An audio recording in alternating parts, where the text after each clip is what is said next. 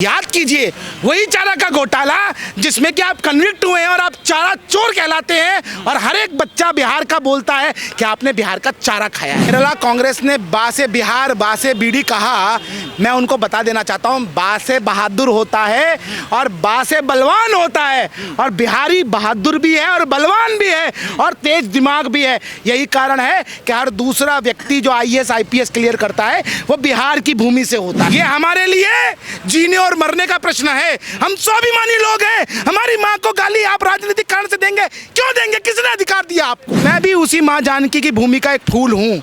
मुझे शर्म आ रही है कि मेरी माता जी की भूमि से इस प्रकार के शब्द प्रधानमंत्री जी की माता जी को दिए गए। मैं खुद शर्मसार हूँ, मैं खुद माफी मांग रहा हूँ। हे माँ जानकी, इन जो नर पिशाच इनका संहार कीजिए। इस बार बिहार से बिल्कुल साफ कीजिए, इस गंदगी को साफ कर दीजिए। इसके अंदर मखाना बोर्ड बन गया है, बिहार की औद्योगिक नई नीति बन गई है, नई शिक्षा नीति बन गई है। मतलब बिहार पलट रहा है, बिहार बदल रहा है। और मैं इतना कह देना चाहता हूँ, खटारा मानसिकता उनकी है। जो अभी आपने देखा था ना, वोट अधिकार यात्रा में चिल्ला रहे थे, ये उस हाईवे पे चल रहे थे जिस हाईवे को नीतीश बाबू ने चलवाया था, बनवाया है। बिहार में विक्ट्री दिखाइएगा और गुजरात में फैक्ट्री लगाइएगा तो सरकार वोट कैसे मिलेगा सर? धन्यवाद। पहले तो आपको और पूरे देश को भारत माता की जय, वंदे मातरम। मैं खुद पूछना चाहता हूं लालू प्रसाद यादव से कि 1990 से 2005 तक आपने क्या किया? आपने ऐसे 5 काम मुझे बता दीजिए। आपके बचुआ तो 10 काम बोल रहे हैं ना, मुझे ऐसे 5 काम बताइए लालू प्रसाद यादव जी, तेजस्वी यादव जी, तेज प्रताप यादव जी, कि उस समय में बिहार में पलायन रुकता। मैं बताता हूँ आपके 5 काम। पहला, अपहरण उद्योग। कोई भी राह चलते व्यापारी को आप उठा के ले जाते थे। दूसरा, इंडस्ट्रियलाइजेशन को रोककर आपने वहां नक्सलवाद फैलाया। तीसरा, आपने नरसंहार करवाया। चौथा, आपने बलात्कार का उद्योग चलाया। और पांचवा, आपने जो है हत्याओं का धंधा चलाया। ये बिहार के लॉ एंड ऑर्डर को बिल्कुल बर्बाद आपने कर दिया। और आज आप पूछ रहे हैं कि पलायन जो है वो क्यों हुआ, क्यों बिहार को छोड़कर मैं कहूँ गुजरात में फैक्ट्री लगी। पहले तो मैं कहूँगा कि धन्यवाद करना चाहिए आपको। बिहार के लोगों का जिस प्रकार से हाथों हाथ गुजरात के लोगों ने लिया, उनका सम्मान किया। कभी आपने सुना कि गुजरात के अंदर बिहार के लोगों को मारा गया हो, पीटा गया हो, भाषा के नाम पे विवाद हुआ हो? हमें तो धन्यवाद करना चाहिए गुजरातियों का कि उन्होंने बिहार के अपने भाइयों को हाथों हाथ लिया, वहाँ पर काम दिया। क्यों लगे बिहार में उद्योग? जब आप अपराध करेंगे, जब आप हत्याएं करेंगे, जब आप अपहरण उद्योग चलाएंगे, तो आपके शासनकाल में उद्योग कैसे लगेगा? आपके शासनकाल में 23,000 करोड़ रुपए का बजट था सिर्फ, और उस बजट में भी आपने 2,500 करोड़ से ऊपर का चारा का घोटाला किया था। याद कीजिए वही चारा का घोटाला जिसमें कि आप कन्विक्ट हुए हैं और आप चारा चोर कहलाते हैं और हर एक बच्चा बिहार का बोलता है कि आपने बिहार का चारा खाया है। तो आप आज बोल रहे हैं कि यहाँ वहाँ पे गांधीनगर में उद्योग लग रहा है, पटना का आदमी जा रहा है। अरे धन्यवाद कीजिए आप, क्योंकि बिहार के अंदर जिस प्रकार से हमारे लोगों को वहाँ पर रोजगार दिया गया है, ये अपने आप में ऐतिहासिक है। बासे बीड़ी बासे बिहार। बिहार का अपमान करने में कांग्रेस कभी भी पीछे नहीं हटती, चाहे उनके नेता हों। फिर हालांकि कहते हैं, पहले अपमान करते हैं, फिर कहते हैं वोट दे दो श्रीमान, ये भी करते हैं। देखिए, ये तो कांग्रेस के DNA में है। हाँ। आप देखिए जिस प्रकार से बिहार के अंदर रेवंत रेड्डी ने जिस प्रकार का अपमान बिहार का किया, बिहार के लोगों का किया, उनके DNA पे प्रश्न उठाया। और याद कीजिए आप जिस प्रकार से केरला कांग्रेस ने बासे बिहार बासे बीड़ी कहा।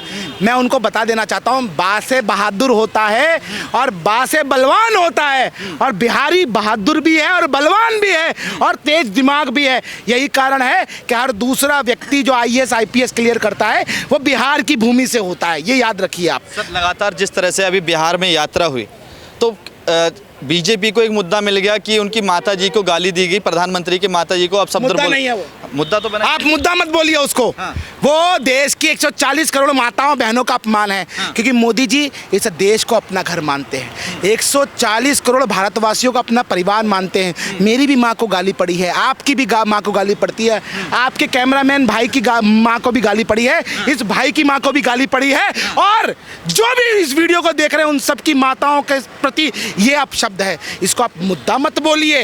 ये हमारे लिए जीने और मरने का प्रश्न है। हम स्वाभिमानी लोग हैं। हमारी माँ को गाली आप राजनीतिक कारण से देंगे? क्यों देंगे? किसने अधिकार दिया आपको?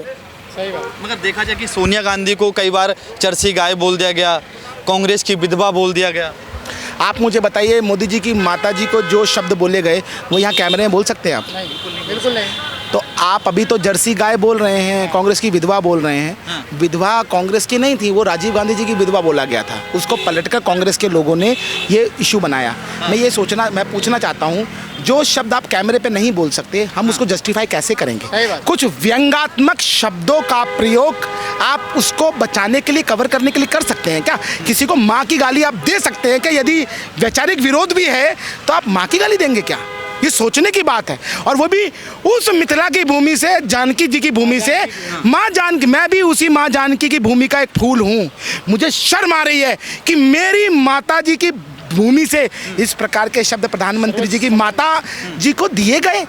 मैं खुद शर्मसार हूँ, मैं खुद माफी मांग रहा हूँ। हे माँ जानकी, इन जो नर पिशाच इनका संहार कीजिए। इस बार बिहार से बिल्कुल साफ कीजिए, इस गंदगी को साफ कर दीजिए। वोट चोर गद्दी छोड़ लगातार इस यात्रा की 17 दिन की यात्रा में लगातार ये नारे लगे और कई लोग राहुल गांधी के साथ खड़े हुए। क्या लग रहा है कि कह रहे हैं खटारा सरकार अब हटा के रहेंगे?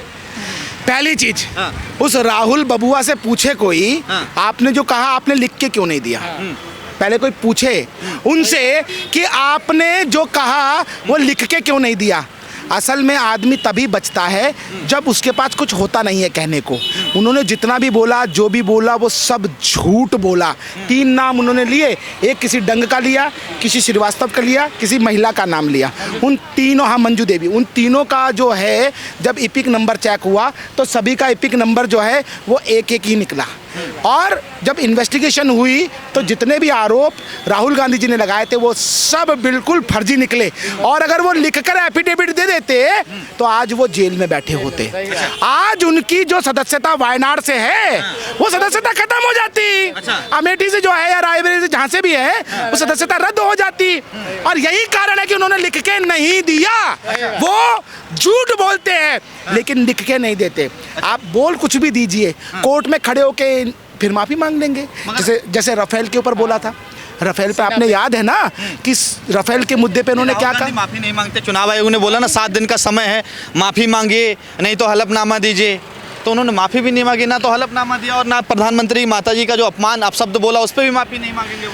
देखिए, उनको पता है कि उनकी पार्टी के लोग गलत हैं। उनके यहाँ पर जितने भी लोग इस प्रकार के स्टेटमेंट देते हैं वो गलत है। तथा राजा यथा राजा तथा प्रजा, यही चीज़ वहाँ है। राहुल गांधी झूठ बोलते हैं, उनके सारे प्रवक्ता झूठ बोलते हैं, सारे फर्जी बातें फैलाते हैं। आप देखिए ना, जो राफेल का मुद्दा था उसमें किस प्रकार से झूठ बोला इन्होंने, सबको पता है ना। फिर बाद में जाके क्या कहा, अपना हलफनामा दिया ना हाई कोर्ट के अंदर कि भैया हमसे गलती हो गई, हमें माफ़ कर दो। 2019 का इलेक्शन था, उसी में तो इन्होंने झूठ बोला था ना, फैलाया था ना। वो इलेक्शन में फ़ायदा लेने के लिए, वो चला नहीं। अब ये मुद्दे पे भी मैं आपको वादा कर रहा हूँ, एक दिन राहुल गांधी माफ़ी मांगेंगे, हाथ जोड़कर मांगेंगे। क्योंकि चुनाव आचार संहिता की धारा 20B(C) के तहत ये या तो हलफनामा देंगे या इनके खिलाफ कानूनी कार्रवाई होगी। अच्छा, आपको लगता है कि ये जो नीतीश कुमार की सरकार बिहार में है वो खटारा सरकार बताने का काम तेजस्वी यादव, राहुल गांधी और उनके साथ अखिलेश यादव भी लगे हुए, उनकी सिस्टर भी साथ में लगी, उनकी बहन जो है वो कह रही है ये खटारा सरकार, इसको हटा के फेंकिए, युवा चाहिए। अब युवा कौन होगा ये नहीं बता रहे हैं। देखिए, शरीर से युवा हो ना हो, मन से युवा होना चाहिए। आप बुद्धि से होना चाहिए। आप देखिए नीतीश बाबू ने कितना बड़ा निर्णय लिया। देश के बिहार के 1.25 करोड़ से ज़्यादा 1,67,00,000 लोगों को फ्री बिजली दे रहे हैं कुटीर योजना में। कभी सोच सकते थे बिहार में फ्री बिजली मिलेगी? उनको सोलर पैनल के माध्यम से फ्री बिजली देंगे। उसके अलावा 35% आरक्षण महिलाओं को दिया जा रहा है। और कहाँ दिया जा रहा है? सरकारी नौकरियों में। 50% पंचायत के अंदर इलेक्शन दिया जा रहा है। युवाओं के लिए बिहार कनेक्ट करा जा रहा है। 10 से ज़्यादा, मैंने अभी गिनवाया, 10 से ज़्यादा जो है एक्सप्रेस वे जो हैं वो बिहार में बनने के तैयार हैं। जो एयरपोर्ट से 8 से ज़्यादा एयरपोर्ट तैयार होने वाले हैं। बिहार दरभंगा के अंदर मखाना बोर्ड बन गया है। बिहार की औद्योगिक नई नीति बन गई है, नई शिक्षा नीति बन गई है। मतलब बिहार पलट रहा है, बिहार बदल रहा है। और मैं इतना कह देना चाहता हूँ, खटारा मानसिकता उनकी है। जो अभी आपने देखा था ना, वोट अधिकार यात्रा में ये चिल्ला रहे थे, ये उस हाईवे पे चल रहे थे जिस हाईवे को नीतीश बाबू ने चलवाया था, बनवाया है। आप देखिए राघव पुल के उस पुल पे सेल्फी खिंचवा रहे हैं तेजस्वी बाबू, जिसको जिस पे कि भैया नीतीश बाबू ने बनवाया है, मोदी जी ने बनवाया है।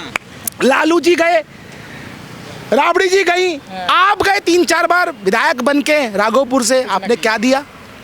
आज जो पुल बना वो किसने दिया? तो ये सोचने का विषय है कि बिहार को किसने और क्या दिया। आपने अपहरण दिया, आपने हत्याएं दी, आपने लूटपाट दी। नीतीश बाबू ने क्या दिया? सड़क दी, एयरपोर्ट दिया, औद्योगिक नीति दी, शिक्षा दी, 35% महिलाओं को आरक्षण दिया, 50% पंचायत में दिया, युवाओं के लिए रोजगार दिया, और साथ ही साथ प्रति व्यक्ति आए 6,000 से लेकर सीधा 68,000 पहुंचा दी। जंगल राज की याद दिलवाने की बात कर रहे हैं प्रधानमंत्री नरेंद्र मोदी। जितनी भी जनसभा करते हैं जंगल राज याद दिलवाते हैं। वो ये क्यों याद नहीं दिलवा पाते कि हमने विकास में इतना, बिहार में इतना विकास किया है, इस पे हमें वोट दीजिए। हमने पलायन रोका, हमें इस पे वोट दीजिए। हमने रोड बनवाए, हमें उस पर वोट दीजिए। हमने पुल बनवाए, हमें उस पर वोट दीजिए। जंगल राज की बात कर रहे हैं। बहुत अच्छा प्रश्न पूछा। आप मुझे ये बताइए, पुल बताने के लिए है, सड़क बताने के लिए है, हॉस्पिटल बताने के लिए है, कानून व्यवस्था बताने के लिए है, कोई जरूरत नहीं है बताने की। वो सब बिहार का आदमी देख रहा है कि कितने राजमार्ग बन गए हैं, कितने हॉस्पिटल, कितने कॉलेज, किस प्रकार से वहां पर उद्योग धंधे लग रहे हैं, किस प्रकार की व्यवस्था है। बताना तो यही है कि किस प्रकार से 1990 से 2005 के बीच में लूट मचाई गई। क्योंकि बिहारियों की जो याददाश्त है वो कहीं धुंधली ना पड़ जाए उस जंगल राज के लिए, कि जिसके अंदर मिस पटना का बलात्कार होता है, IAS IPS का बलात्कार होता है, और एक बॉबी का भी बलात्कार होता है। याद है ना, जो कि बिहार विधानसभा में काम करती थी, उसको हत्या करके कैसे दबा दिया गया। तो ये याद दिलाना अत्यंत आवश्यक है। धन्यवाद।